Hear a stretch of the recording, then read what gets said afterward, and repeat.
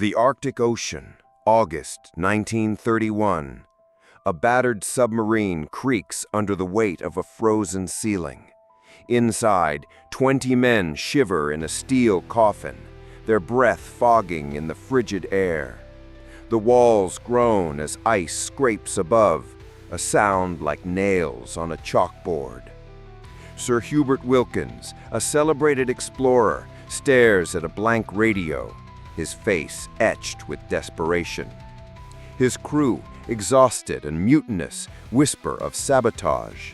Their only way out, a diving rudder, has vanished. How did a mission to conquer the North Pole become a fight for survival? And why would a man risk everything to chase a dream under the ice? For centuries, the Arctic was a graveyard for the ambitious. Ships, crushed by sea ice, left crews stranded in a white void. Dog sleds and treks on foot ended in frostbite and death. By 1926, only an airship had glimpsed the North Pole, never touching its frozen heart.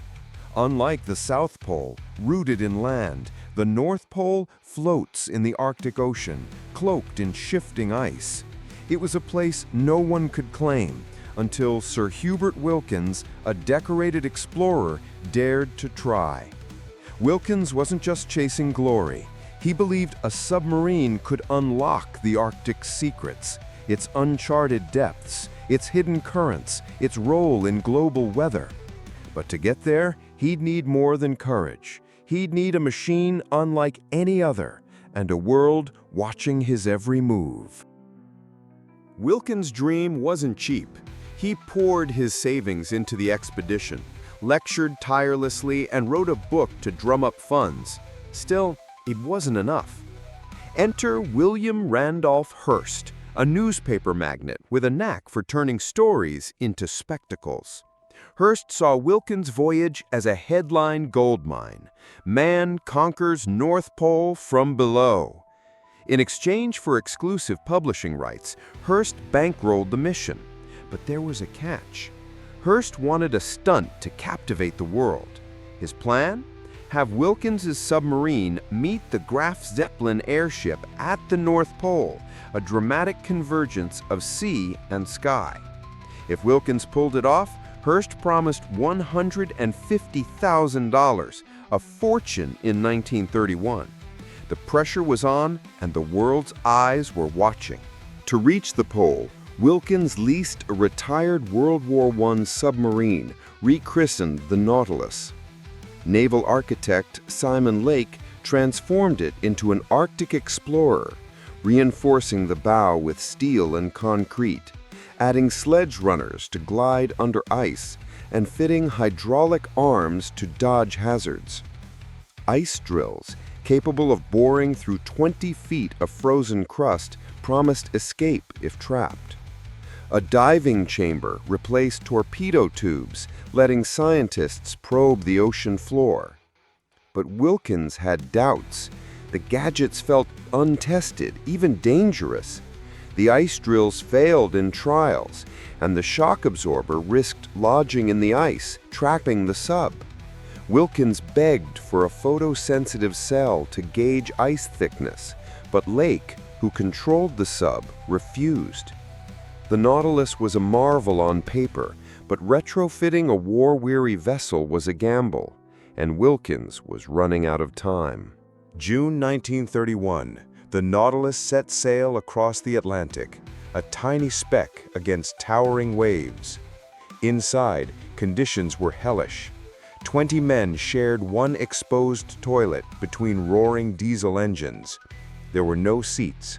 Only a few bunks passed around like rations.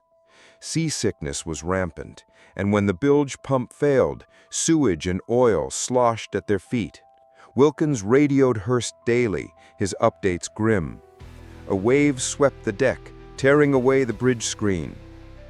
Then, disaster. A cracked engine cylinder crippled the sub. Days later, both engines died, leaving the Nautilus drifting 1,000 kilometers from the Azores. On June 15th, a U.S. battleship found the sub adrift, its batteries dead, its crew demoralized. 4 men quit on the spot. The sub was towed to port, needing weeks of repairs. The Graf Zeppelin rendezvous was now impossible, and Hearst's prize slipped away. Newspapers turned on Wilkins, mocking his foolhardy quest. But he refused to quit. By late July, the Nautilus limped toward the Arctic Circle, battered but moving.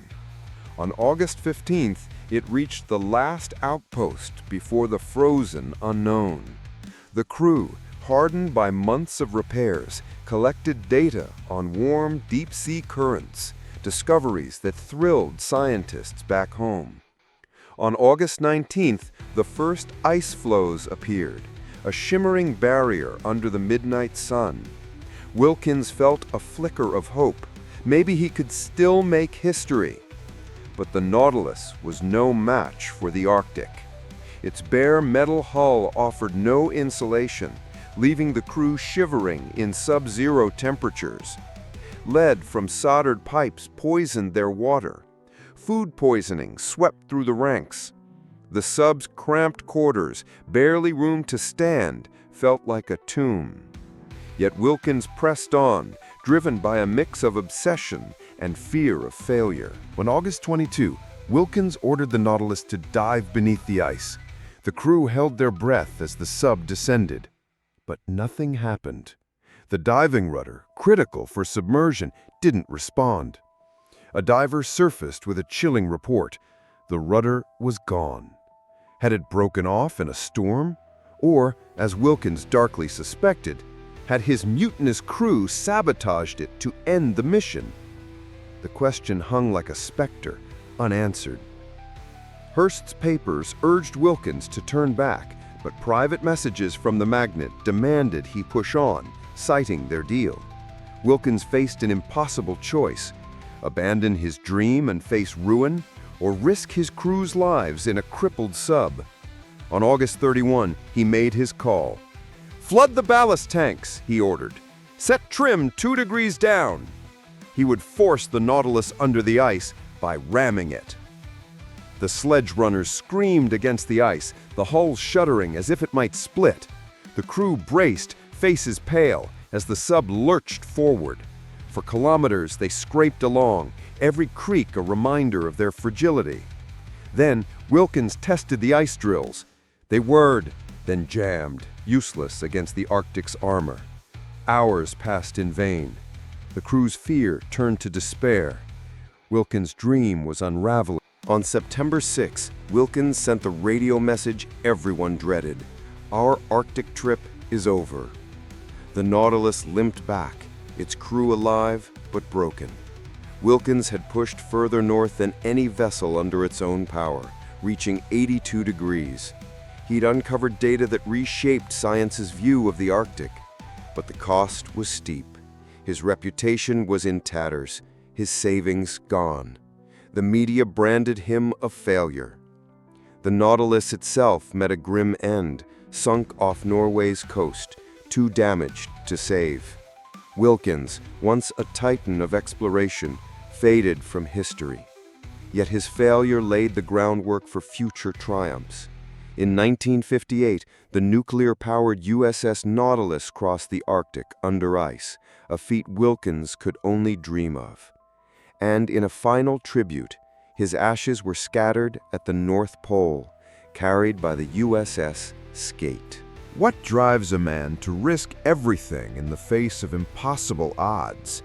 For Wilkins, it was the lure of the unknown, the chance to touch a place no one had. His story isn't just about a failed submarine or a lost prize.